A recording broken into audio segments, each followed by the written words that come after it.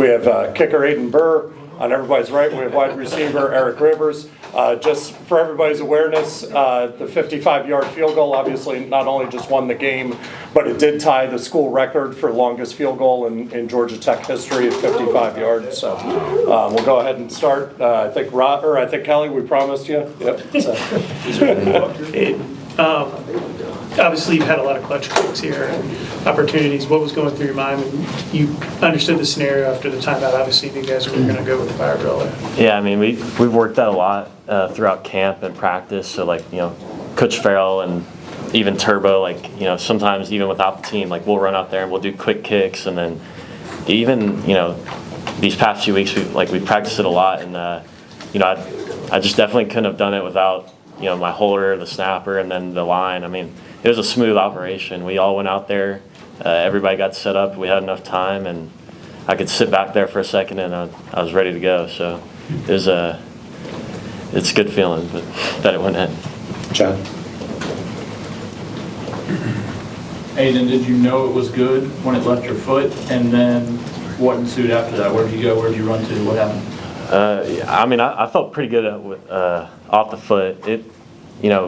It hit like the All-State hand, so it traveled pretty far. Like, I think I had a couple extra yards on it. But AP, he told me, he's like, stand right there when you make the kick. Like, there's like 2 minutes left in the game. He's like, stand right there when you make the kick and let everybody come get you. I completely forgot that. I just started like running around. Like, I was gonna go do like a little Lambo leap, like a Bobby Dodd leap, but the fans were coming onto the field, so I kind of met them halfway, I guess. But yeah, just great kick, great feeling. Okay, right back here.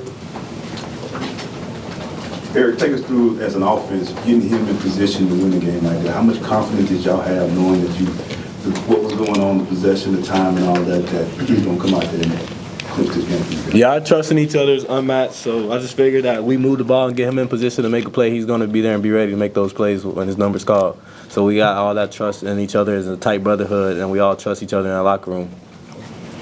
More, right here. Aidan, you, like a lot of people on this team, have been here for a couple years now, like Haynes, Jamal, and Omar, all who contributed in a big way to this win today.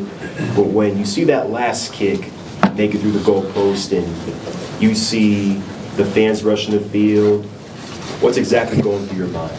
I mean, this is what I dreamed about, when I committed here, like in that 2022 season, like I came here that year. Like, this is what we've been dreaming about as like a team. Like, once Coach Key took over, we were ready for games like this, and I really appreciate the fans showing up. Like, that's a big factor in the game. They were loud, and I think it helped us a lot, and on defense and then offense as well. Like, you feed off the fans' energy, so we really appreciate them coming out. But yeah, I mean, it was definitely a dream, coming here and seeing that stadium filled out.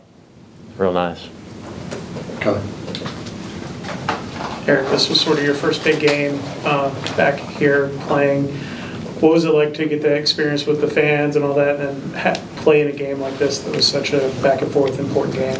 Yeah, it's just a good way to get ourselves going. Like, we got a long season ahead, and this is just the beginning of it. I feel like we just got to get ready and prepare each and every week like it's a championship week, so because that's what we want to be at the end of the year, and that's what we got to keep working towards. Kind of going off of Kelly's question, Eric, you come to Georgia Tech to be a part of big scenarios like this one today. How would you describe what you guys have here at Georgia Tech as a team? I think we definitely have something special here. If we just continue to work every day, we can reach our goals and everybody can be happy at the end of the year. So I just come in here every day and just give everything to this team, because this team, we all believe in each other and we all invest a lot in hard work for each other. So, yeah. Ron? Hey, when you got out there, was your focus on the snapper? Did you get an eyeball of the clock at all to see how much time you had?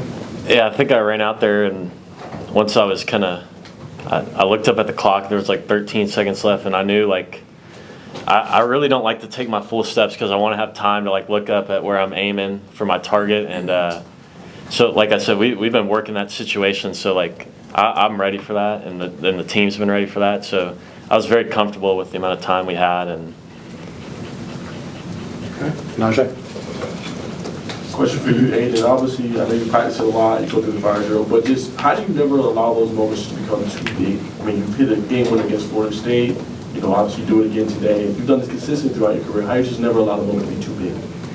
I think you just got to rely on your process. Like, that next kick is, the most important kick. So, I had a pretty good day before. Like, I just knew that this next kick is the most important kick. So, like, if you rely on your process, and then I lean on God. I went out there and prayed, before as I'm running on there, I'm leaning on God, so that's just big for me. That takes a lot of the pressure out of the kick. I mean, obviously it's a big kick, but like I said, if you just rely on your training and process, you go out there and do what you do. That's what you live. That's what you dream about doing, and that's what you live for. Okay, anything else, Kelly? For both you guys, how much does it kind of trickle down when you have someone like Haynes leading the way for you guys and seeing how tough he is and how much he scraps for every yard? And I imagine that has to be kind of uplifting for the whole team when you see a guy fighting that hard at the top. Yeah, it definitely fuels us because if he's going to go out there and bust his ass and give his all for us, we got to do the same for him. So I definitely feel like that's part of what gets us going too. Yeah, I mean, I agree. Like, just seeing the offense and the defense play so well. Like, when I do get my opportunity to go out there, like, I don't want to let the team down. Like, last year, I felt like I let this team down a lot of times, and that was a big thing for me this season. Just I can't let those guys down because they showed a lot of trust in me last year. Coach Key did, the whole staff. So I mean, I just don't want to let anybody down. Okay, we'll wrap up on that. Thank you, guys.